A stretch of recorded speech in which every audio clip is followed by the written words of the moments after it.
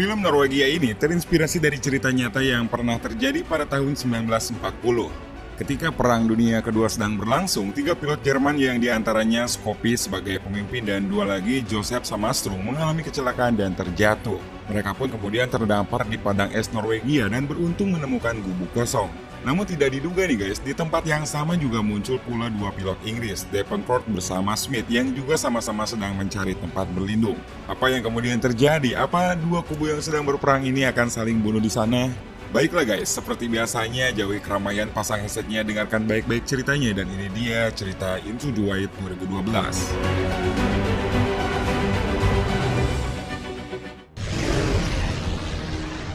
Musim dingin tahun 1940, Inggris dan Jerman terlibat peperangan di Norwegia dalam memperebutkan pasokan besi di negara ini. Nuansa serba putih gurun salju di Norwegia terlihat membentang sunyi dan sepi.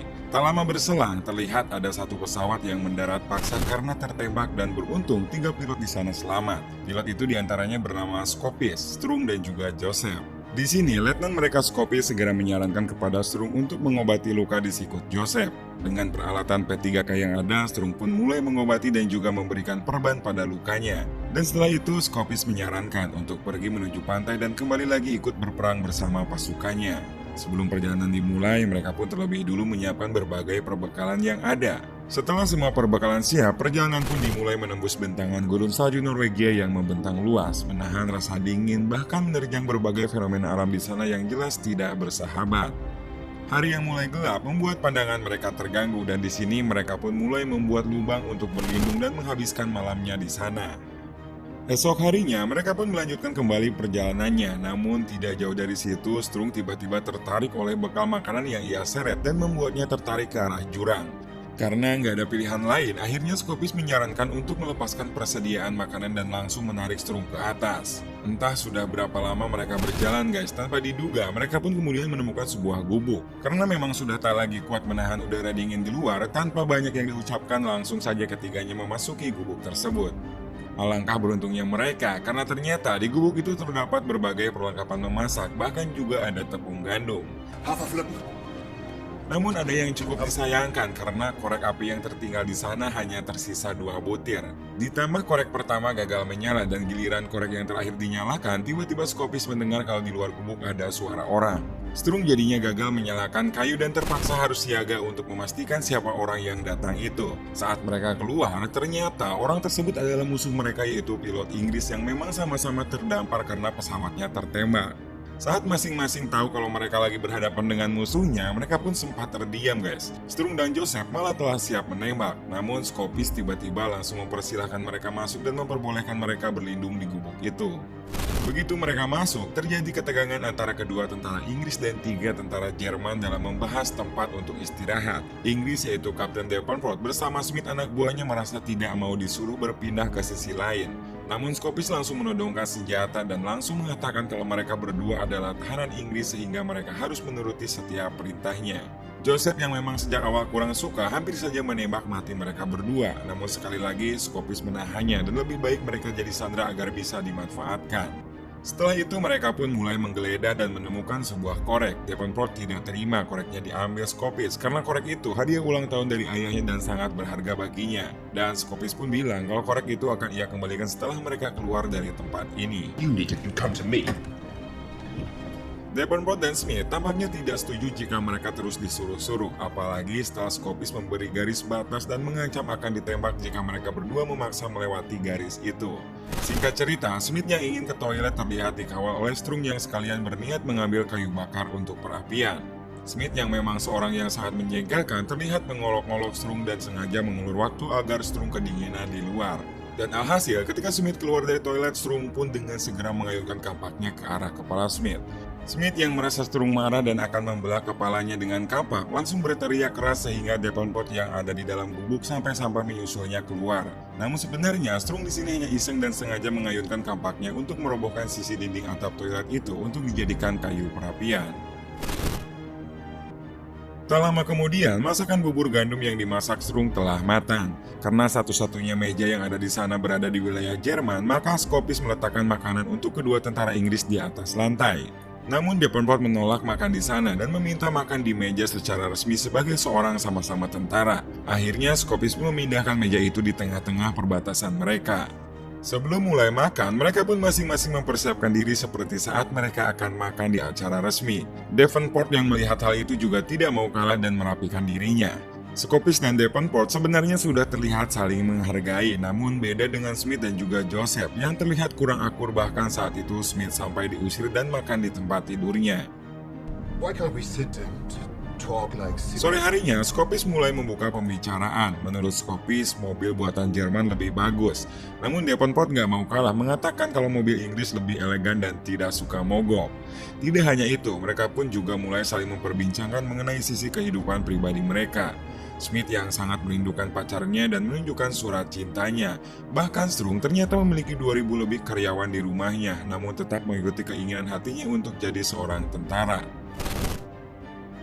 Malamnya, Scopis dan Strung kembali harus merawat luka di tangan Joseph yang mulai infeksi. Davenport yang melihat itu segera menyuruh mereka melakukan penanganan darurat dengan menggunakan alkohol yang ada di kompas mereka. Setelah beres diobati, Scopis pun melanjutkan kembali melihat peta untuk menentukan arah di mana markas tentara Inggris. Dan karena kompas mereka sudah hancur, akhirnya Scopis pun meminjam sal milik Davenport dan menggunakannya untuk membuat kompas sederhana.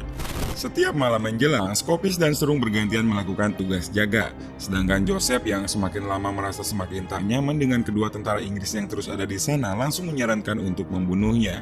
Namun sekali lagi, Scopis tidak menghendaki hal itu. Sebelum mereka tidur, Smith pun yang mendengar hal itu secara menjengkelkan membuat gelisah Joseph dengan menakut-nakutinya bahwa akan menembaknya. Time to get up. Esok harinya, mereka pun berlima kemudian menyusun rencana untuk pergi ke markas tentara Jerman. Davenport yang khawatir karena di luar terjadi badai menyarankan untuk menundanya. Namun Scopis menolaknya dan selain itu juga makanan persediaan di sana itu telah habis. Akhirnya perjalanan pun dimulai dengan menelusuri badai kencang yang terus datang tak kunjung henti. Semakin jauh mereka berjalan, ternyata cuaca semakin memperburuk keadaan dan membuat pandangan mereka terganggu. Akhirnya dengan terpaksa mereka pun kembali lagi ke gubuk tadi. Sesampainya di gubuk, mereka pun mulai memasak lumut. Di saat makan bersama ini, tentara Jerman terlihat mulai sedikit lunak dalam memperlakukan tentara Inggris. Di sini mereka bercanda bersama dan mulai mengesampingkan bahwa sebenarnya mereka adalah musuh perang.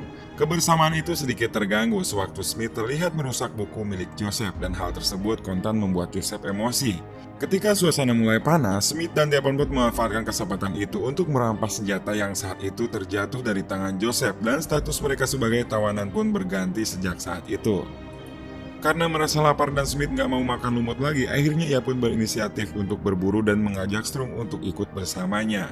Sementara Davenport menyiapkan kayu yang ia ambil dari tiang gubuk, namun ternyata hal itu membuat gubuk tidak kuat menahan berat atap. Mereka pun jadinya kerepotan sendiri dan berusaha menahannya. Di momen ini, tanpa diduga Scopis justru malah merampas pistol yang ada di saku Davenport. Dia pun tidak habis pikir dengan tindakan Scopis yang masih mengutamakan rasa egoisnya. Dia pun akhirnya merelakan pistol tersebut dengan syarat Scopis mau membantu dia menahan atap gubuk ini supaya tidak roboh. Di sisi lain, Smith dan Strung yang sedang berburu akhirnya menemukan dan berhasil mendapat buruan seekor kelinci. Strung juga memuji tembakan yang dilakukan Smith dan membuat mereka jadi akrab dan sempat memanfaatkan momen itu untuk mengobrol bersama. Singkat cerita, Smith dan Strung pun kaget saat mereka sampai. Ternyata Scopis dan Davenport sedang menahan atap gubuk. Mereka pun akhirnya langsung bergegas mencari penahan. Begitu atap tertahan kembali, Smith dan Scopis saling todong senjata. Put the gun down! Namun karena mereka merasa sudah lelah bertahan demi prinsip, gengsi, dan harga diri masing-masing, akhirnya mereka pun memutuskan melakukan gencatan senjata dan memilih menjalani hidup tenang bukan sebagai dua kubu yang saling menyerang, melainkan sebagai seorang biasa yang menjunjung rasa kebersamaan dan saling peduli. Sejak saat itu, hal berbeda pun mulai terlihat, di mana mereka mulai terlihat rukun dan berdampingan selayaknya sebuah keluarga. Saat sedang makan kelinci hasil buruan tadi siang, Davenport mencium bau tidak enak. Ternyata itu berasal dari tangan Joseph yang rupanya mulai membusuk. Akhirnya dibuatlah kesimpulan sebagai pertolongan dan satu-satunya cara menyelamatkan hidup Joseph adalah dengan cara melakukan amputasi darurat. Saat mereka mulai sibuk mempersiapkan peralatan, Smith tidak sengaja menemukan sebuah kotak di dalam gubuk itu yang ternyata isinya adalah beberapa minuman alkohol serta beberapa daging kering. Dengan alkohol tersebut, akhirnya mereka pun berpura-pura sedang mengadakan pertandingan minum dan Scopis di sini memaksa Joseph untuk ikut bertanding. Setelah dirasa Joseph mabuk, akhirnya mereka pun melanjutkan mengikat tangannya dan Scopis bersiap mengayunkan kampaknya. Namun Joseph tiba-tiba terbangun. Melihat hal ini, mereka pun sempat terdiam dan terpaksa Smith harus meninju muka Joseph sekeras-kerasnya hingga ia pingsan. Amputasi untuk menyelamatkan hidup Joseph pun berhasil dilakukan. Sementara itu, di kamp militer Norwegia mereka mendapatkan kabar tentang keberadaan pesawat milik Inggris yang terdampar. Untuk memastikan kabar selanjutnya, pencarian pun akan dilakukan keesokan harinya. Di dalam gubuk, Scopis, Davenport, dan Smith bahkan juga Strung terlihat berjaga sambil merayakan kebersamaan mereka dengan minum-minum. Bukan itu saja, karena mereka pun sempat kembali memperbincangkan seputar kehidupan pribadi mereka bahkan keluarga di luar sana. Hal yang sama juga terulang di malam setelahnya. Untuk menghilangkan kejenuhan, Scopis dan Strung terlihat mencairkan suasana dengan mempertontonkan tarian salsa. Dan begitu menjelang pagi, Davenport kembali memberi kejutan dan membagikan rokok. Paginya, di sisi lain regu penolong dari kamp Norwegia terlihat telah sampai dan mulai menelusuri gurun sampai mereka menemukan perbekalan yang sempat Strung jatuhkan waktu itu. Dan di gubuk sendiri, mereka terbangunkan oleh kegaduhan saat Joseph tersadar dan panik saat mengetahui keadaan tangannya yang hilang. Tak ingin melihat Joseph tertekan, Scopis pun segera mendekati dan menenangkannya, bahkan berjanji bahwa secepatnya akan membawanya pulang dengan selamat. Yeah, but we will only slow you down. Keadaan cuaca yang membaik membuat Scopis menyarankan Davenport dan Smith pergi lebih dulu, sementara dirinya akan menjaga Joseph sampai sedikit membaik. Namun mereka pun memilih melakukan perjalanan pulang bersama-sama. Di sini mereka pun akhirnya segera membagi tugas. Smith dan Strung bertugas melihat-lihat keadaan sambil mencari rute yang akan mereka gunakan nantinya. Sementara Davenport dan Scopis membuat seluncuran untuk tumpangan Joseph. Dengan sangat kelelahan, sampailah Smith dan Strung di sebuah bukit. Mereka pun di sini bersantai beristirahat dan berbincang. Ternyata selama ini Strung sebenarnya ingin menjadi pelukis dan Smith yang tahu kalau gambar-gambar Strung bagus, dia pun menyarankan untuk pergi ke Paris dan mengembangkan bakatnya di sana. Setelah melihat-lihat sekitar dan menemukan jalan tempat untuk pulang, Smith dan Strung pun langsung kembali ke gubuk sambil bercanda karena memang Smith tidak terlalu bisa bermain ski.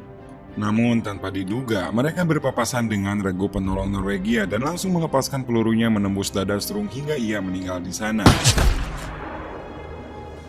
Smith yang menyaksikan kejadian itu sangat sedih sekali walaupun kenyataannya ia sendiri selamat setelah diketahui ia tentara Inggris. Sementara di gubuk sendiri, mereka sudah selesai mempersiapkan keberangkatan mereka dan Joseph juga di sini terlihat sudah membaik. Tiba-tiba muncul regu Inggris tadi dan salah satu perwira di sana menyarankan mereka untuk menyerah. Scopis yang melihat Strung sudah tidak lagi bernyawa hanya mampu melangkah lunglai dan menangisi penyesalannya. Saat mereka hendak ditangkap, Smith pun menyempatkan mematahkan gantungan kalung yang dipakai Strung dan berencana mencari keluarganya setelah perang usai. Saat mereka menggeledah gubuk di sini, terlihat momen-momen kebersamaan mereka dalam jajaran gambar yang dibuat Strung. Setelah mengumpulkan semua lukisan untuk dijadikan bahan bukti, mereka pun langsung dibawa ke kamp penyelamat Norwegia. Sesampainya di kamp penyelamat, Davenport dan Smith langsung diinterogasi tentang penyebab kenapa mereka sampai bergabung dan hidup bersama musuhnya di dalam gubuk. Dia juga mempertanyakan tentang Davenport yang ketahuan membawa senjata namun tidak menghabisi ketiga pilot Jerman itu. Menanggapi pertanyaan tersebut, Davenport berdalih bahwa dirinya telah disandra oleh tentara Jerman sehingga tidak bisa melakukan apa-apa. Scopis yang juga mendengar hal itu di luar berencana meringankan tuduhan-tuduhan tersebut dengan cara memberikan kembali korek yang sempat diambil saat itu dengan alasan bahwa dia mencurinya dan sekaligus membenarkan apa yang diungkapkan Davenport pada mereka. Setelah itu interogasi pun selesai, Scopis dan Joseph segera digiring untuk ditahan di penjara Kanada. Davenport dan Smith hanya bisa memandang mereka dengan tatapan pilu. Namun kita bisa melihat kalau pandangan mereka saat itu sama-sama merasa bangga atas semua rasa kesetiakawanan sebagai seorang manusia biasa, bukan sebagai seteru yang menjadi musuh di saat perang. Setelah itu beberapa hari kemudian, Davenport dan Smith kembali berperang di Trondheim. Sekali lagi pesawat mereka ditembak jatuh dan Smith gugur karena kejadian itu. Sedangkan Davenport yang selamat kemudian ditangkap dan menghabiskan sisa waktu perang di kamp penjara Jerman. Sedangkan Scopis dan Joseph menghabiskan 7 tahun hidupnya sebagai tahanan perang di Kanada. Strung sendiri dimakamkan di pemakaman perang Trondheim. Pada tahun 1977, Scopis dipulangkan ke rumahnya di Munich. Jauh setelah perang antara negara usai, Davenport akhirnya mengundang Scopis untuk pergi ke London. Dua mantan musuh itu akhirnya bertemu sebagai seorang sahabat.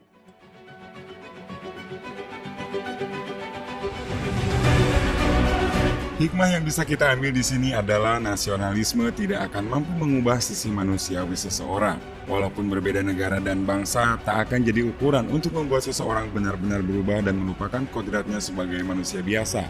Manusia akan selalu butuh teman dalam hidupnya, dan mereka tidak akan benar-benar mampu menciptakan kebahagiaan untuk hidupnya seorang diri.